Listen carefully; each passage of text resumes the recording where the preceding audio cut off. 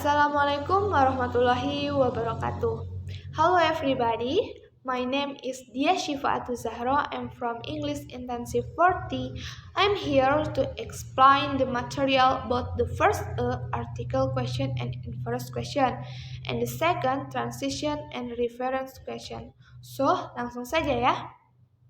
Ya, article and inference question. Artikel sering dibahas dalam skill structure and written expression pada materi TOEFL. Dalam bahasa Inggris terdapat 3 macam jenis artikel, yakni a, an, and the. Definite article the termasuk dalam definite artikel yang digunakan untuk menunjukkan suatu benda, tempat, atau ide yang sudah diketahui identitasnya.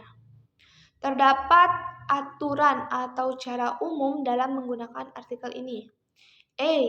Digunakan sebelum kata benda tunggal maupun jamak. Example, the student is taking Mr. Asep's class, yang artinya siswa itu sedang mengikuti kelas Mr. Asep. And B. Menerangkan kata yang sudah disebutkan pada kalimat sebelumnya. Example, my aunt bought a new house last week.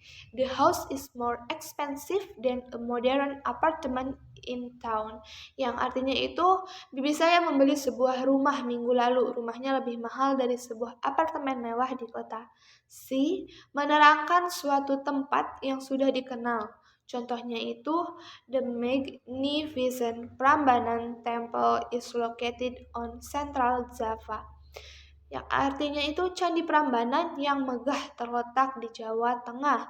Dan digunakan pada kalimat superlatif menyatakan yang paling. Example, Zahra is the talent student in high class. And E digunakan untuk menerangkan benda yang hanya satu-satunya. Example, the pink diamonds, the only object in the world. Ya, indefinite article. Indefinite article dikelompokkan dalam artikel e dan an. Artikel e digunakan untuk benda yang dimulai dengan bunyi konsonan, sedangkan an digunakan untuk benda dengan bunyi vokal. Berikut aturan umum penggunaan artikel e dan an. A. Digunakan untuk menerangkan benda singular atau tunggal yang dapat dihitung. Singular countable noun. Example, she has a dog. B. Digunakan di depan nama kebangsaan. Example, an Indonesia. C. Digunakan dalam kalimat seru. Example, what a handsome boy. Nah, inference question. Pertanyaan inference menangkap informasi yang diberikan secara tidak langsung daripada secara langsung. Dinyatakan dalam bagian tersebut, pernyataan jenis ini akan sering berisi kata-kata seperti imply, suggest, atau infer. Di pertanyaan TOEFL Reading, Tips and Strategies, How to Answer Inference Question. Berikut adalah 5 tips untuk menjawab pertanyaan inference. 1. Baca pertanyaan dengan cermat dan pahami apa yang ditanyakan. 2. Pastikan Anda memahami gagasan utama seluruh paragraf. 3. Gunakan proses eliminasi, jawabannya salah jika berada di luar cakupan informasi dalam bacaan tersebut. 4. Perhatikan jawaban yang mengandung bahasa ekstrim seperti always, forever, never, all, totally, completely, atau frasa ekstrim seperti this is the only or this is the limit of, dan seterusnya. Perhatikan jawaban yang hanya mengulangi kata-kata dari bagian teks itu tetapi tidak menjawab pertanyaannya. Inference question bisa dikatakan sebagai pertanyaan dengan jawaban yang sulit dalam soal reading TOEFL test. Jawaban atas pertanyaan ini tidak langsung dinyatakan dalam paragraf teks, akan tetapi bisa saja secara tersirat.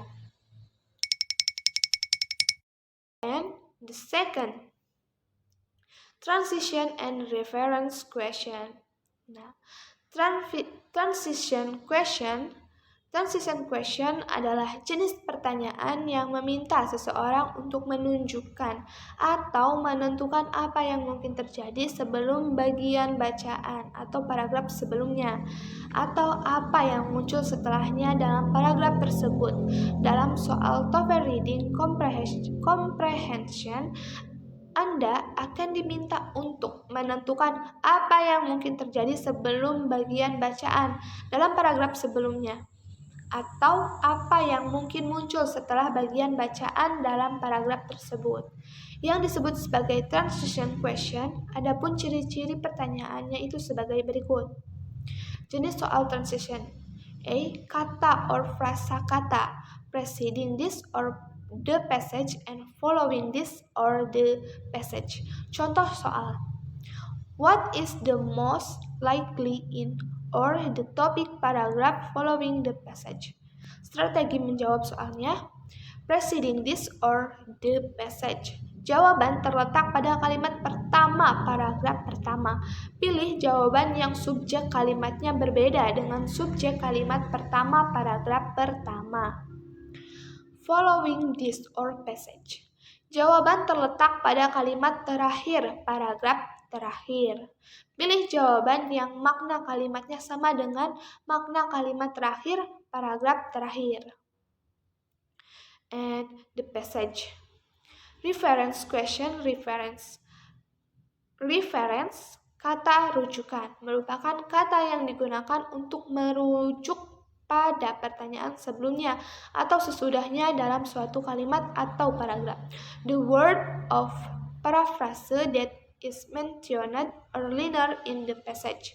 Terdapat jenis reference, refer to, di antaranya refer to somebody and refer to something. Refer to somebody adalah kata rujukan yang merujuk pada seseorang atau benda hidup, sedangkan refer to something adalah kata rujukan yang mengacu pada suatu hal. Berikut strategi dalam mengerjakan soal-soal reference question. Baca dan pahami pertanyaan dengan baik, kemudian baca dengan teliti bagian teks yang memuat rujukan kata tersebut. Bacalah kalimat sekitar sebelum dan sesudah dari awal kalimat di mana kata itu digunakan. Tentukan jawabannya. Example: In this class, there are many female students. They have to join the intensive English class. Kata they pada kalimat kedua merujuk pada female student di kalimat pertama. Kalimat tersebut merupakan contoh dari refer to somebody. Oke, thank you all. Wassalamualaikum warahmatullahi wabarakatuh.